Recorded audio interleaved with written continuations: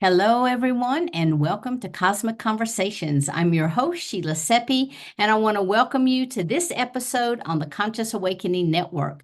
Please visit the Conscious Awakening Network and sign up to be on our mailing list. And if you're watching us on YouTube, be sure to hit that like and subscribe button. So thanks so much for being here tonight. Now, this month, as you know, every month I have a co-host, and this month my co-host is Ariel Patricia. She's an ordained interfaith minister and a sacred storyteller who feels passionate about sharing the deeper experiences of wisdom spirit. She's the founder and the CEO of Sacred Stories Publishing and Media. It's a conscious online media network whose mission is to help write a better world.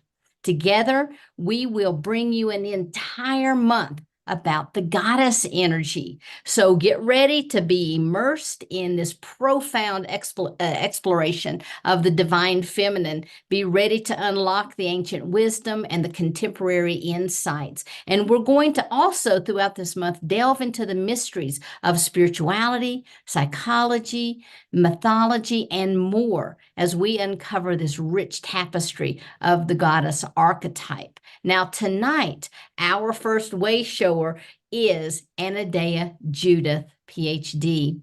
Anodea is the author of nearly a dozen books on chakras, psychology, yoga, social change, feminine leadership, and her most recent book, which is just hot off the press, is Goddess, Blessed Reunions with the Feminine Face of the Divine. She was ordained as a priestess in 1985 and has served the goddess ever since. She teaches worldwide and can be found on AnodeaJudith.com. So, Anodea, if you have a copy of your book, I would love for you to show that as you come on up and let our audience meet you. So, welcome. Thank you, Sheila, and thank you, Ariel, even though I know you're not here right now. And this is the book, Goddess, Blessed Reunions with the Feminine Face of the Divine. And I'm so happy to talk about her because the world really needs the goddess right now. Oh, absolutely. Now, before we get started, and I want to hear all about your book and all about the goddess, but I also want people to learn a little bit about who Anodea is and how you came to be on this path. Well, I discovered the goddess when I left civilization in my 20s, sold everything I had that didn't fit into a four-wheel drive Jeep. And I went and lived on top of a mountain. Even the Jeep couldn't drive within 2 miles of where I lived. So I'd drive in as far as I could on the dirt road and hike with my backpack to the top. And I lived up there alone for 2 months, immersed in nature. And that is really when I discovered the goddess and the field of nature that we live in that has been so denied and denigrated and forgotten. And from there, I actually discovered a community at the bottom of the mountain that was living in the woods that worshiped the goddess. And I joined that community, and I was a high priestess of the organization that was an international organization. I served there for 10 years. And the goddess has always been near and dear to my heart. From my ordination, I swore to serve her above and beyond all else. And I hope that's what I've done. Awesome. That is so fantastic. So now I want to ask you, you've been in service to the goddess your entire, well, later years in life. How did you find your way to the goddess energy and what really called you? I know you said you found the goddess, but how did you find her and what difference has that made in your life? Well, she actually found me. and Well, my first exposure was in ninth grade when I read Edith Hamilton's Mythology, and it blew my mind that once upon a time, people worshiped gods and goddesses. And there was a whole story that I hadn't been told in my Christian upbringing about a feminine face of the divine. So from that point on, I did start doing research into mythology and history and trying to figure out what happened to her. Why did I grow up until I was in ninth grade, never ever hearing the word goddess, never ever hearing the pronoun she in relation to the divine? And but it was really in my 20s, she kind of came to me when I was living on the mountain, at one point, somebody just sort of came up through the woods and found me there and said, there's a whole community down there that honors the goddess. And why don't you come down and see what we're doing? And so I did. And I joined it and later became the head of it and lived there on the land off the grid for many years, raised my son partly there, and have, the rest is history.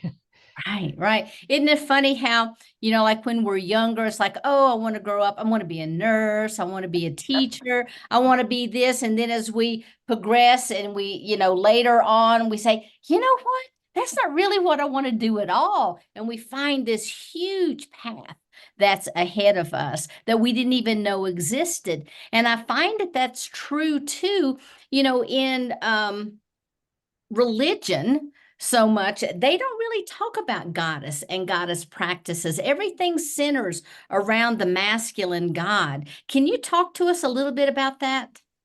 Absolutely. I mean, first of all, we have to realize that the goddess is not God in drag. She is not Jehovah in a skirt. She's not Yahweh with lipstick. She is an entirely different energy and one that has been lost and suppressed. Also, she's not just for women.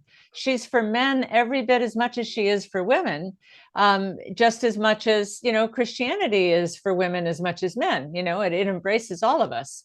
But the goddess is a whole different energy. She is the force that is in everything. She's in the trees. She's in the flowers. She's in the animals. She's in you. She's in me. She's in all of us on this call. So she isn't some abstract out there energy. She is within, and she is the life force itself. So when we deny the goddess, we're denying the life force. That's awesome. That's beautiful because you never hear that in religion. You always hear of this masculine energy that's outside of us that we have to call in and somehow try to make that connection with, not something that is internal. And, I wonder, in all the research and stuff that you've done, is there any, like one particular reason that you have found that the goddess has just kind of been overlooked or forgotten? Well, there's a long history to it. And I tell that history in the book when I talk about the crone. And it is a systematic suppression of the feminine. And I've done a lot of research into how did that come about. And I really think that it was when we started having skirmishes and wars that the men were taken off to war, away from the women, away from their children, sleeping on hard ground for months or years at a time, facing pain and terror. That hardened them. And they were not allowed, the men in those situations, to long for their wife, to say, hey, I'm a little scared. I don't know if this mission is a good idea. I mean, they weren't allowed to express that. So they became hardened. And when they came back, they were used to a dominator model, and they created that dominator model, which meant dominating women. And in that, the goddess was gradually sent to the underworld, basically. And there's many stories of various goddesses in their journey to the underworld. Inanna, for example, and I see here Shiana Zalazo is on the call, who has written a book on Inanna and has a story in this book.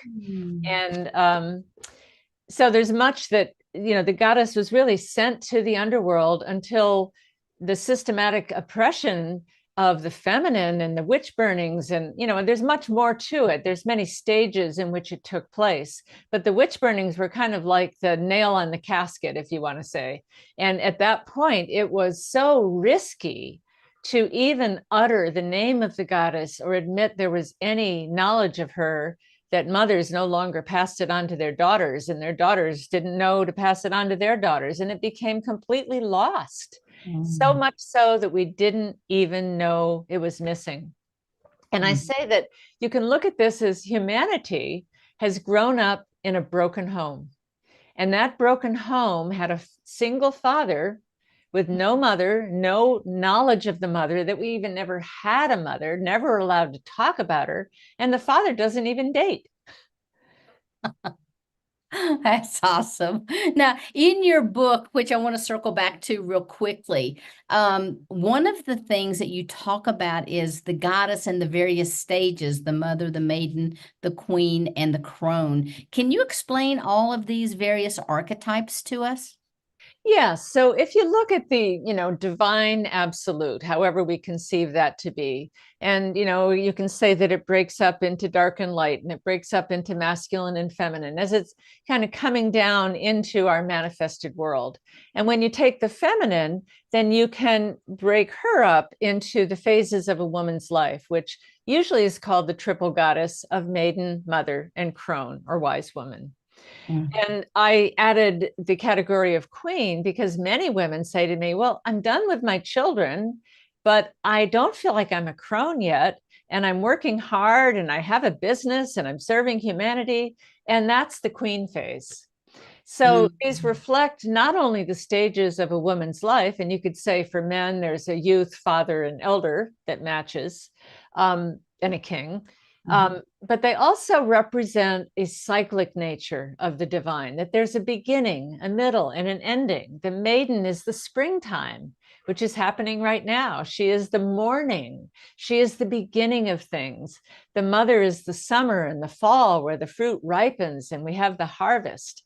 She's also, of course, the mother giving birth, or anyone who is giving birth to a project or a business or a book or a play or something. And then the crone is the elder who, doesn't have the beauty of the maiden. She doesn't have the fertility of the mother, but she has the wisdom of a goddess who has seen it all, who goes way back into the deep threads of history and is there in the deep psyche of everyone. And she represents the darkness, the nighttime, the winter. And that's a time of rest, of going inside. And then the queen is that period of a woman's life where she's serving her people in whatever way she does. Beautiful. Now, I know we recently just celebrated Beltane. That's right. And yeah, can you talk just a little bit about that? Oh, yes, I have a maypole in my backyard. So Beltane is the rites of spring. And in the agricultural period of humanity, when we worship the goddess, there were different holidays throughout the year, like we know of the solstices and the equinoxes. But the days in between those solstices and equinoxes were also sacred holidays. So there were 8 in a year.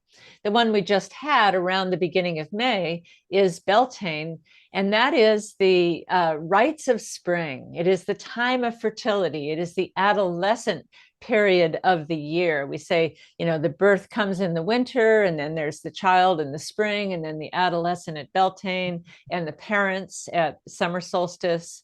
And finally, the crone at winter solstice. So this is the rites of spring, and the maypole represents the masculine principle that is shooting up into the sky, but is grounded into the earth. You dig a hole in the earth and you put that pole in the earth. And that means the masculine is grounded into the feminine and yet celebrated because that masculine is part of what gives us fertility. I mean, it takes 2 to tangle. And then the ribbons of the maypole come out to all the people that participate. And the way we do it is each person makes their own ribbon mean something. So this is what I'm weaving into the year. I'm weaving beauty, I'm weaving love, I'm weaving inspiration, I'm weaving peace, And as they weave their ribbons into the pole, they are weaving those wishes into the masculine uprising. Now, we used to have a May King and a May Queen, and the May King, as the ribbons were wound around the pole, was fastened to the pole. Mm. Then the community would charge him with their wishes for the year. And once he accepted those charges, he was cut loose and he went off to frolic with the queen in the garden somewhere or in the woods, to celebrate the rites of spring. And so that was how we did it. And it's been done, maypoles have been done all over the world for centuries. I wanted to ask another question. Everyone's talking about that the energy of the divine feminine is coming back Mhm. onto the planet. And I was wondering if you could explain that just a little bit further, what that possibly could mean for all of us. Well, certainly the goddess is alive. She is cyclic. So even though she may have been plowed into the underworld, she does not die. She can't be killed. She's the life force itself. So she is coming back, and I think she is coming back through women taking their power, through coming into the world. She's learned the lessons of being in the underworld, which is like an initiation that we all go through, a dark night of the soul from which we get our wisdom and our deepening. And so she's had that, but she's coming back into the world. Certainly, it started with the archaeologists discovering goddess figurines all over Europe and Asia, and a revival of, people being interested in Hinduism that has always had goddesses, other cultures, Egyptian mythology, Greek mythology. And as we learn about this, she is coming to life again as women take their power and say, I'm not that masculine aspect. There was a wave of feminism that said, let us into the workplace. Let us, burn our bras and come in and make our money. That was great. That was the 60s and 70s. But women felt, oh, we finally have a place at the table, but we didn't have any say in how the table was set. So this wave of feminism now is the goddess values are coming back. It's not so much about just liberating women, though there's a long way to go to bring equality, but it is about bringing the values of the goddess, which is beauty, which is love, compassion, equality, diversity, collaboration, all of these aspects, seeing the sacred in everything, believing that everything is interconnected as an indivisible whole, that nature is sacred. These are values that have been denigrated or left out of our culture. You don't hear politicians mention the word love very often. It's about dominance and leading from in front, but we don't hear them mention beauty, that we're here to create a world of beauty. I haven't ever heard a politician say that. So it's bringing these values back into the public conversation, which is the political conversation, the economic conversation, the social, the religious, the educational, the healing, all aspects. Beautiful. That's awesome. Now, in your book, I know, and can you hold your book up again? Because it's absolutely beautiful. So, all right, folks. So there is right on the new cover. book that we're talking about. You can find it on Sacred Stories and also on your website, right? And on my website and on Amazon. Okay, beautiful. Now, in the book, I know that you mentioned earlier that you talk about the life cycles of the goddess. Do you have any favorite stories that you have put in that you want to share with us? Well, I did, the middle section of the book is stories, and there's a couple stories by a couple people that are on this call. Oh, awesome. Shana, if I'm saying your name correctly, Zalazo, and Rajashri, who also has a story in this. I don't know if I can't see everyone that's on the call, but I'm so glad to see your faces here. And we all have stories. A couple that I wrote, the lead author in these books writes the first and the last story. So I'll tell you the last one that I end the book with, because it's about coming home to the goddess. And this was when I was much, much younger. And I was painting artistic murals for a living, big, huge projects. And I was painting the inside of a movie theater, but as a poor, starving artist, I was so poor that I didn't have a car.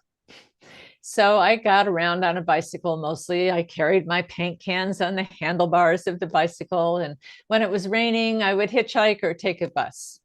So I was doing this large mural inside a movie theater. And the guy I was working for was really into the guru, Muktananda, and had a big picture of Muktananda at the end of the hall and bowed to him every day. And so one time it was raining. I was getting ready to go home. And the guy said to me, well, why don't you pray to Muktananda to give you a nice ride home? And I thought, well, sure. I'm more into goddesses, but I'll try anything. I'm open-minded. And so I said a little prayer. And I put my coat on and I walked out just in time to miss the bus and get water splashed all over me. Like, I just missed it. And then I put out my thumb, knowing it would be 20 minutes before the next bus came, and nobody picked me up. And it was raining harder and harder. So finally I said, really, I should have prayed to the goddess. That's my interior. That's my worldview. And so I said a quick prayer to the goddess, please get me home. And no sooner did I do this than the silver BMW drove up with a beautiful woman inside. She rolled down the window, or it was electric window, and, leaned out and said, "Want to ride, honey?" And I said, sure. And I got in. My favorite jazz station was playing on the radio. And she said to me, whenever it's raining, I always make a point to pick up women hitchhikers. It's how I pay my tribute to the goddess. Wow. And with that, she drove me all the way home. Awesome. That is a great story. Now, I know also in your book, there's a story that we had talked about before about Sarah Sawati. Can you tell us a little bit about that? Yeah, Sarasvati. Oh, Sarasvati. Okay. Yeah, she's a Hindu goddess. She is the partner to Brahma. And the Hindus have a trinity of creator, sustainer, and destroyer. So she's one of the creator goddesses. She's partnered with Brahma. And the idea is that Brahma breathes existence into being, and Sarasvati makes it into art.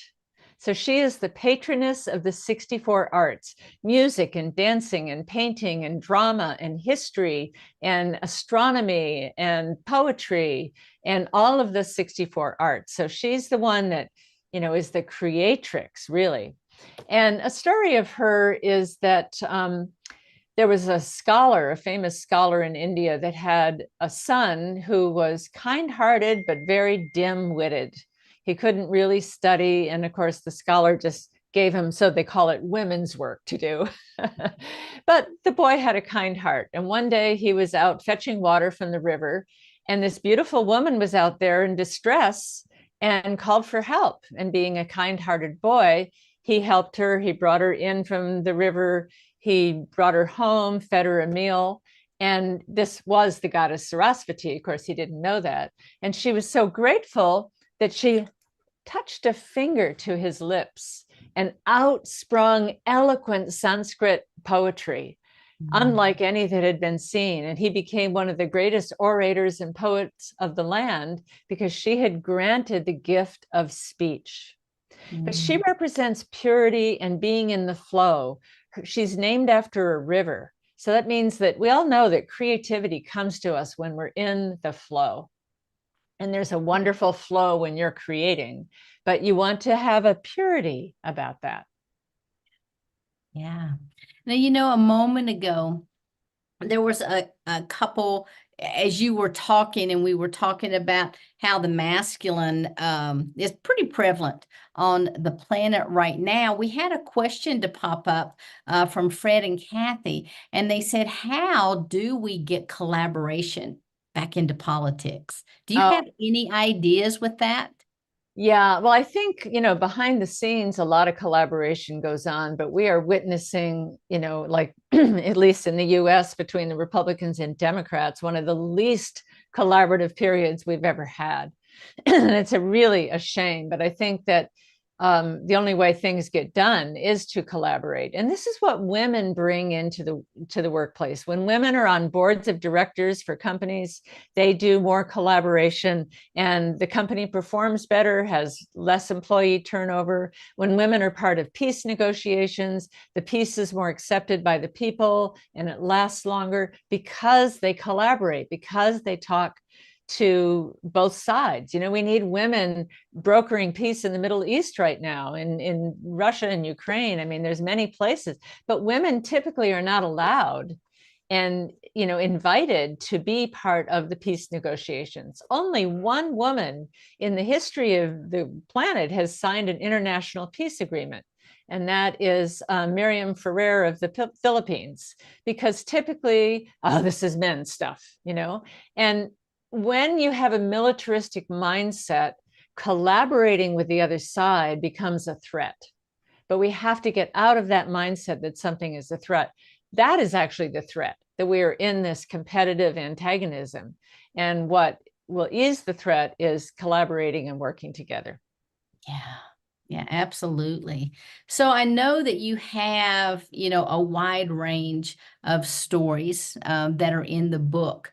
But as we're talking, and I'm thinking about how this energy is coming back on the planet, is there any particular story in there that talks about reclaiming the goddess energy? Well, yes, I would say the story of Demeter, who is the Greek goddess of agriculture, the Greek grain goddess. And it's a very famous story. It was written in the Homeric hymns to Demeter.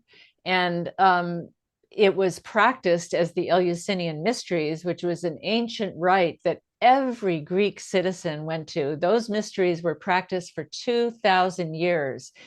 400 years into Christianity, from 1500 BC to about 400 AD. And they were the rites of Demeter.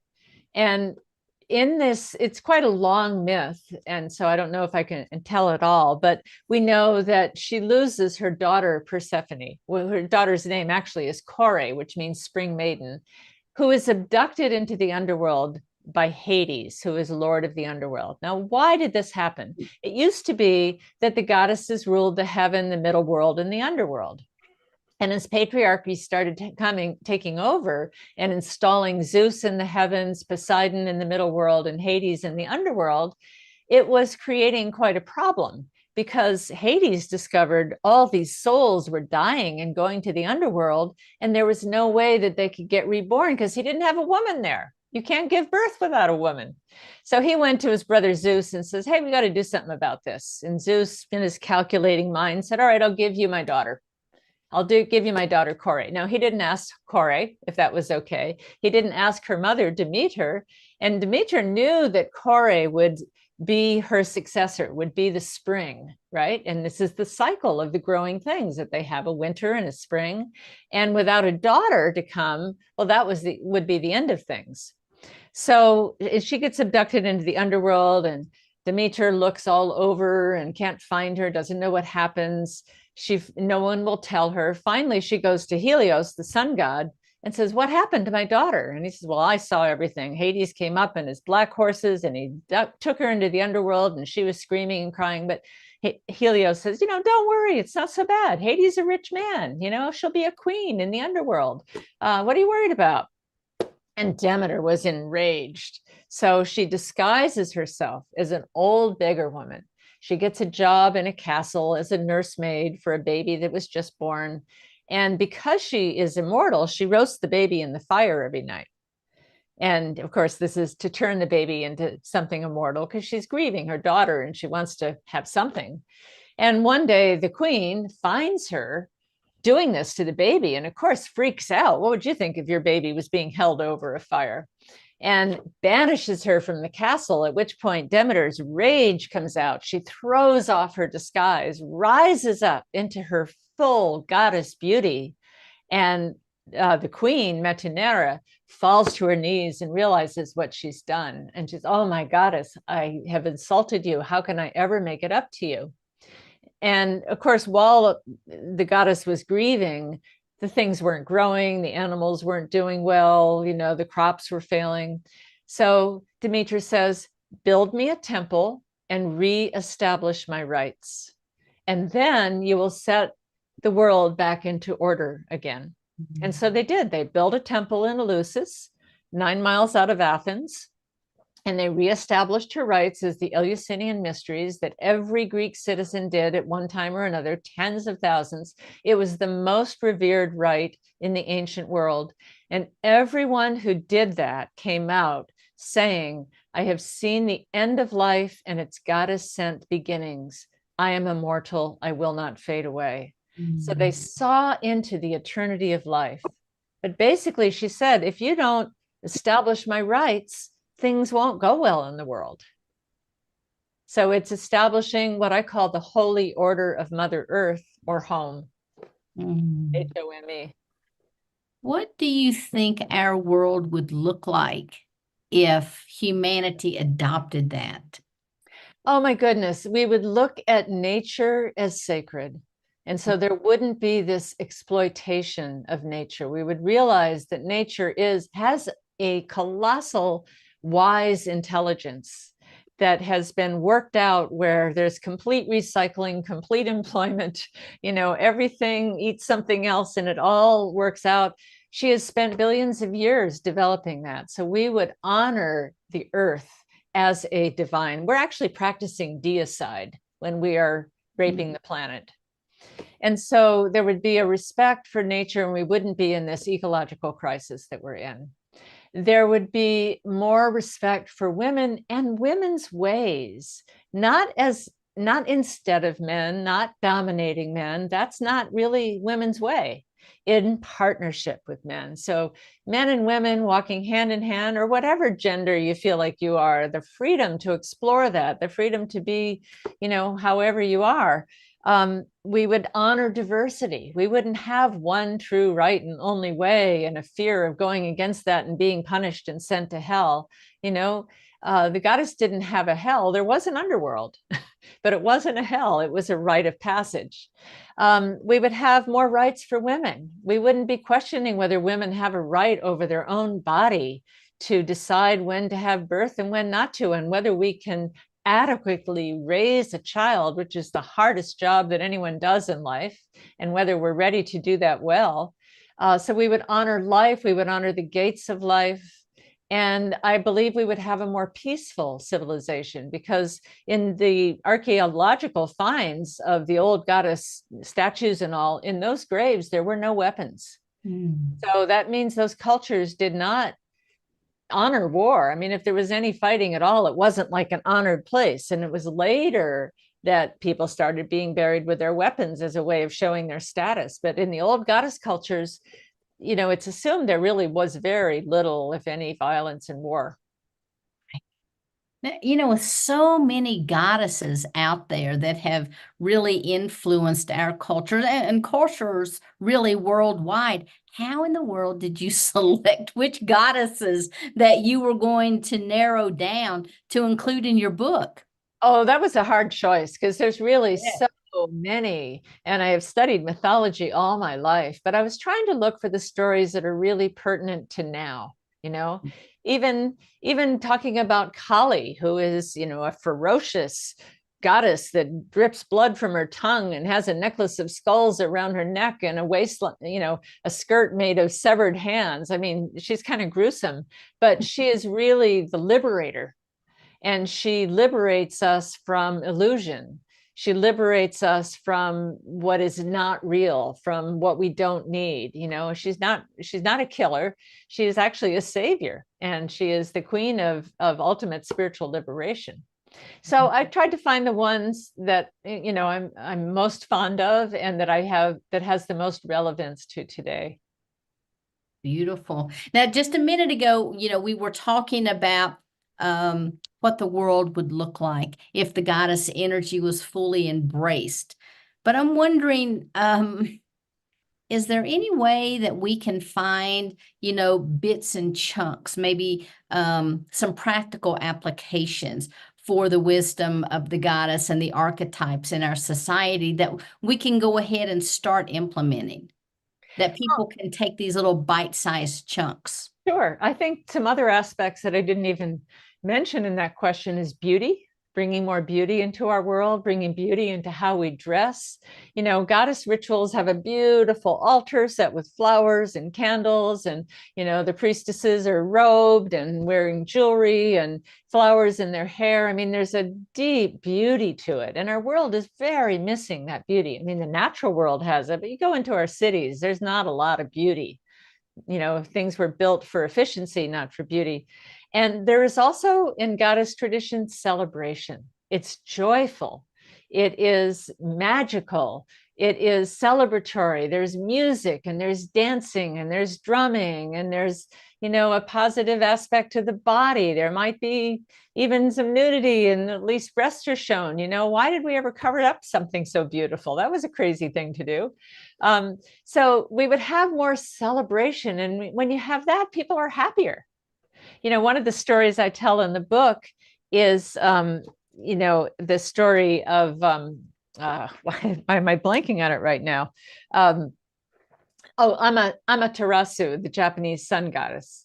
And in that, she gives some gifts to Susanoo, her brother, but he just, goes crazy with the gifts, and he goes on a rampage and is violent. And so she says, well, I'm not going to give my gifts anymore. And she hides herself in a cave. And since she was the sun, hiding herself in the cave meant that it was dark and she didn't want to come out.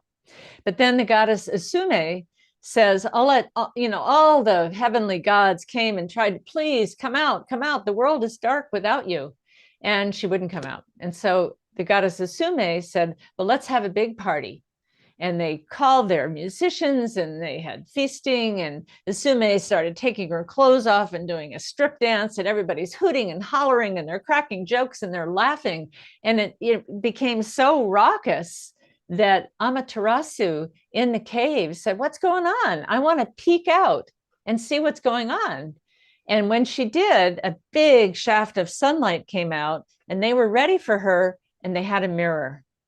So that sunlight could be magnified, and so she could see her own radiance. And to this day, the Shinto religion carries a mirror from temple to temple. The red symbol, the red circle on the Japanese flag represents the goddess Amaterasu. And it is said, when the soul is not pure, the mirror is dimmed. And so it is this celebration that brings joy and brings light back from the darkness. That's beautiful. Now, are there any practical steps that people could take individually, or, some type of spiritual practice or rituals that they could begin to adopt themselves that would really help to anchor in this energy of the goddess? Yeah, well, first of all, to understand that ritual is a spiritual language with which we speak to the gods. It's not necessarily words, or, we might say words in ritual, but it's a spiritual language where you have a symbol of something to represent something larger. Like you might pour water through a sieve if you want to call rain in, and it's a symbiotic relationship of reciprocity with the natural world. And the thing about the goddess rituals is they were pretty much all lost. We don't really know what they did. There's bits and pieces, but that gives us a tremendous freedom to be creative. And so how do you want to talk to the goddess? It's like when I said that prayer, bring me a ride, and it showed right up. Right. If you really begin to speak to the feminine face of the divine, she will speak to you. She will show up. She will make things happen in your life. So it's first just honoring her. Now, in the book, I have a ritual of apology where you go outside and you get down on the earth and you whisper into the earth, Mother, I am so sorry for what has been done to you. Because apology, when in a relationship has gone awry, is the beginning of mending that relationship. So humanity has had a relationship that's gone awry, asunder from the goddess. We need to mend that relationship. And so in your own words, whatever you know about the world, whatever, we know, that we've done, just say it. It has to come from your heart. Adorning yourself, treating yourself as sacred, treating everyone else as sacred is so essential. Realizing, how would I be if I really considered myself a goddess? And I don't say that from an egotistical place, because Sheila, you're a goddess too. I mean, if I was the only goddess, that would be my ego talking. Yeah, but if I say that you and everyone else, male and female on this call, is an emanation of the goddess, then it's not ego. It's more, it's really the meaning of namaste. The divine in me salutes the divine in you and in all things. So it's realizing that the divine exists within everything. And it is returning to a joyful celebration that isn't about, oh, I did something wrong and I'm going to be punished. And if I don't get it just right, everything's going to go awry. The goddess isn't like that. She's abundance. She is compassion. She embraces you. She says, everything is welcome in my world. So there's more of an acceptance. And, I have various practices in the book that you can do, how to set up your own altar, which is kind of like your telephone booth to talk to the goddess, and, how to carry that, and some meditations. So do you have anything particular from the book that you could share with us tonight? I know we have a video that we're going to watch, but do you have a practice that you would also like to share? Yes. So let's share the video so we have some imagery Okay, to work with, and we can bring that imagery into the practice. beautiful. So if you give me a moment to share my screen.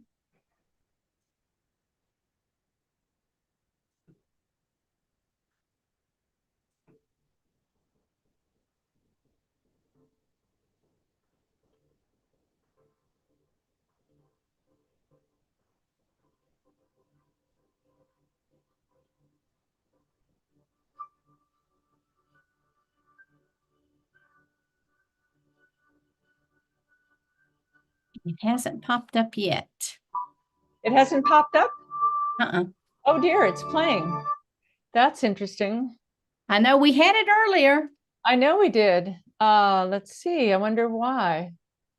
Um, Yeah. I'm sorry.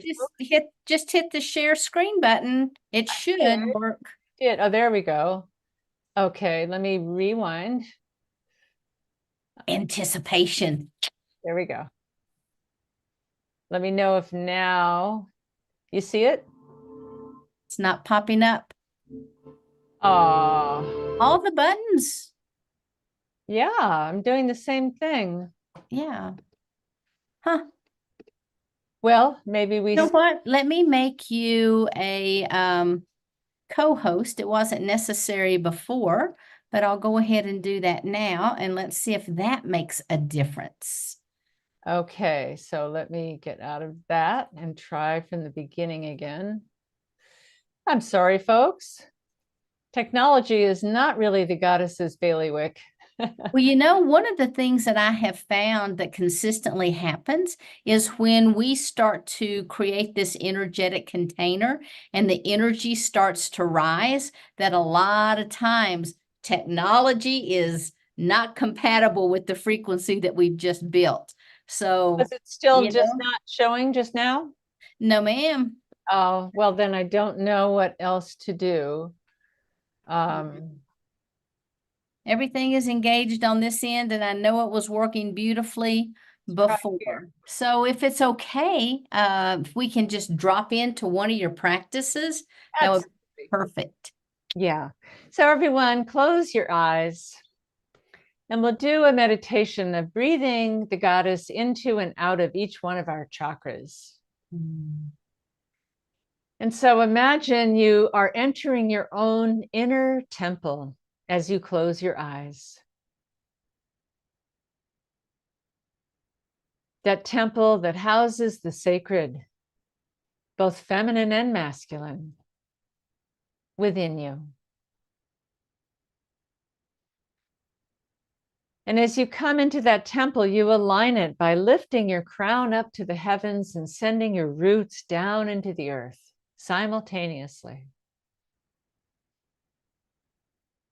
And finding your alignment between heaven and earth, between the masculine and feminine, the god and the goddess.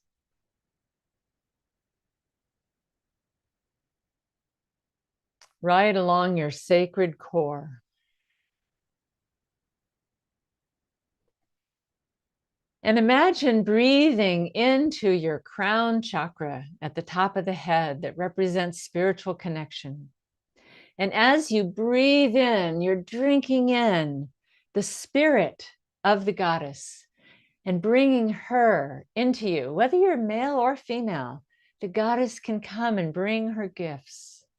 The spirit of the goddess, the spirit of the feminine, feminine grace. And feel your body soften with that spirit. And the next time you breathe out, imagine you are breathing the goddess out into the world, the spirit of the goddess back into humanity, the breath of the goddess. the spirit of the feminine dancing, laughing, celebrating.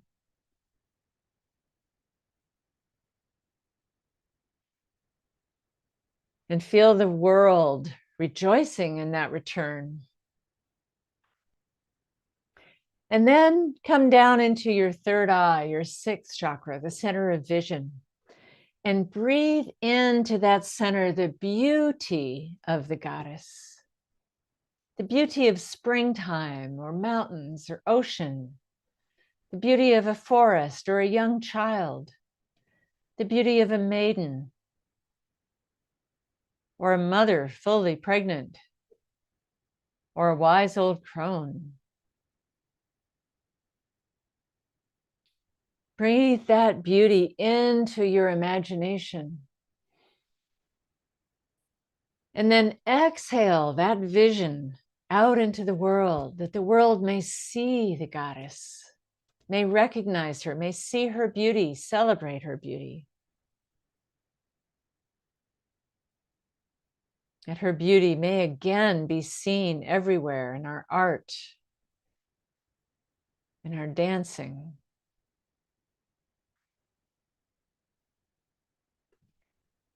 And then we come down into the throat chakra, the essence of communication. And imagine as you breathe in, you are calling in the voice of the goddess, that she may speak to you, she may answer your questions, she may give you guidance.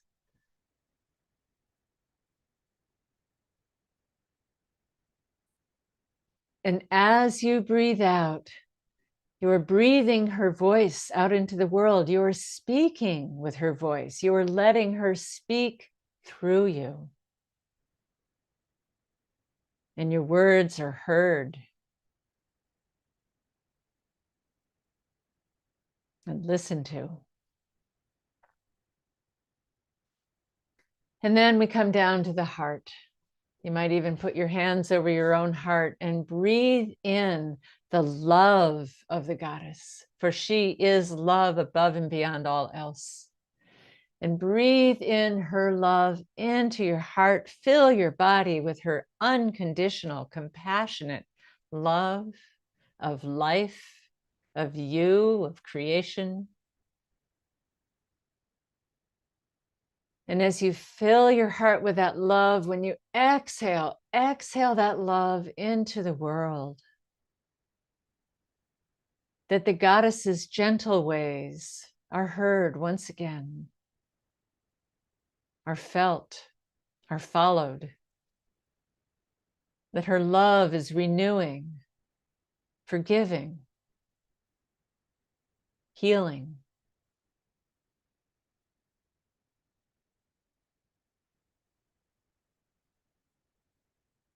And then we drop down into the third chakra, the power chakra, the solar plexus, and we breathe in the power of the goddess. Pele, the goddess of volcanoes, Amaterasu, the power of the sun, the power of the ocean, the mountain. Breathe in the power of the goddess and breathe it into your own belly. And then breathe that out through every cell of your body. Let your hands exude that power. Let your feet walk with that power. Let your voice speak with that power. And then we breathe in the pleasure of the goddess, for she's celebration of the body, of sexuality, of fun, of life. And breathe that pleasure back and own it, that you're allowed to have pleasure. It's not an evil. And as you breathe out, breathe that back into the world, that people have pleasure and celebrate and are happy. She didn't want us to suffer. She wanted us to be happy. And then finally, for the root chakra, breathe her into every cell of your body, your bones, your flesh, your nerve endings, your muscles.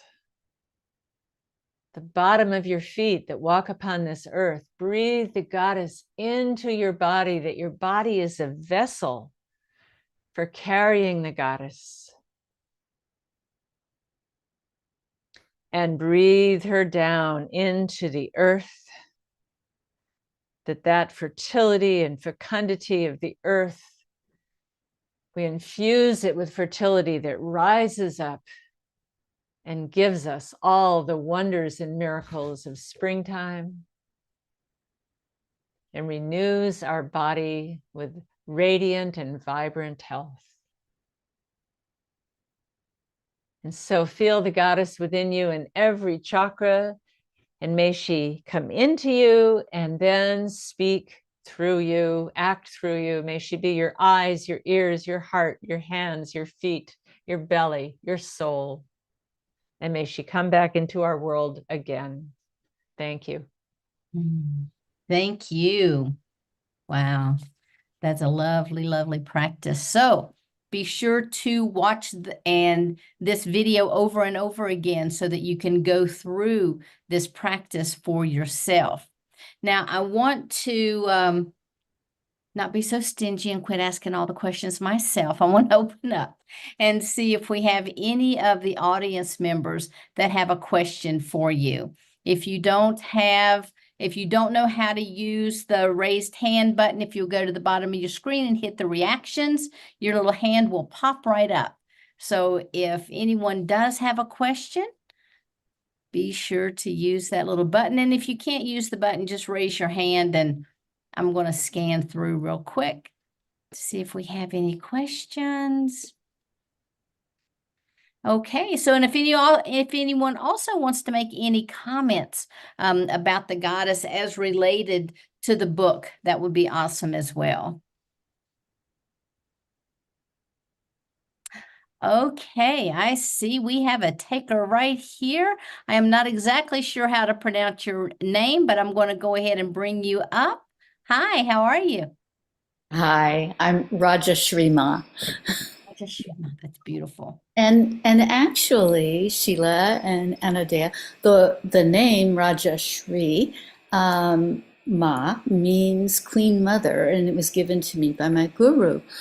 And I just wanted to comment on how much I love in your book how you brought in this other aspect of the feminine lifespan, if you will, of the queen. And because I think it just so fits into our modern life. And, when you're talking about we need women collaborators in politics and things like that, often these wise women, right, are acting in the world in wonderful ways, or, can act in the world in wonderful ways. And so I just really love that you brought that up. And this was a wonderful guided meditation. Thank you. Thank you, Rajashri. And she has a story in the book. Ah, beautiful. And you will be doing one of these talks yourself, right? I will, yeah, on May 20, yeah. And it's a lot about Kali.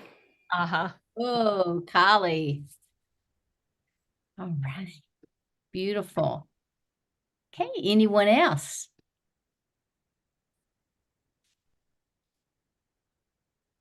Okay. Wonderful. I know that every week Susie has a song for us, and she has been working behind the scenes to try to find the perfect song for us tonight. So Susie, if you're ready, I'm going to go ahead and bring you up right now. Let's see. There you are. If you go ahead and unmute.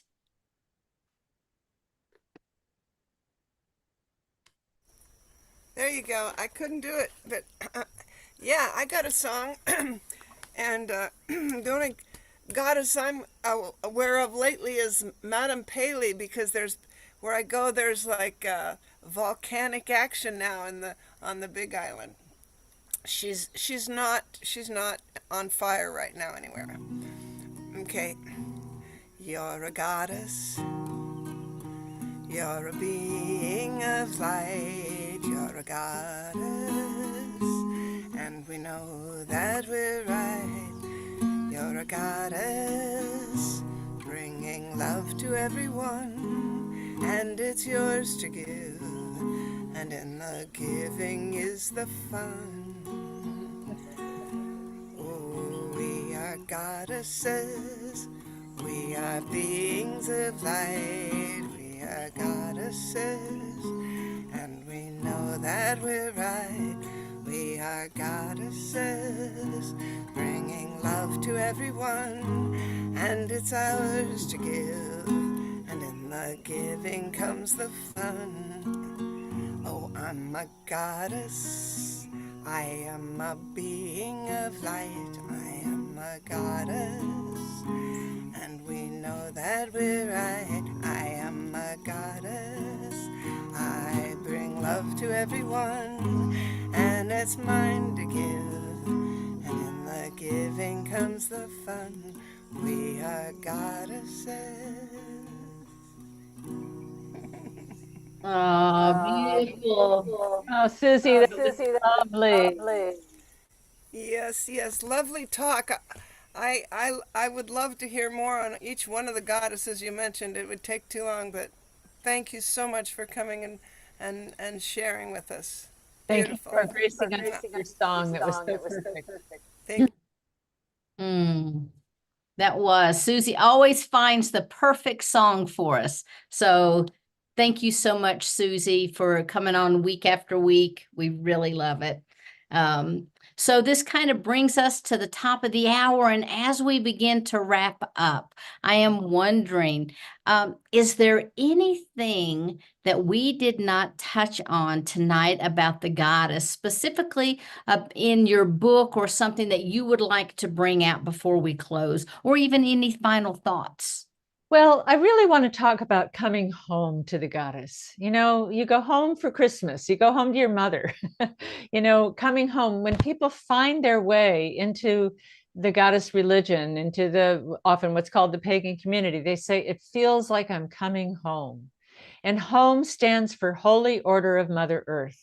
We have 8 billion people on this planet living on the earth. We're not living up in the sky.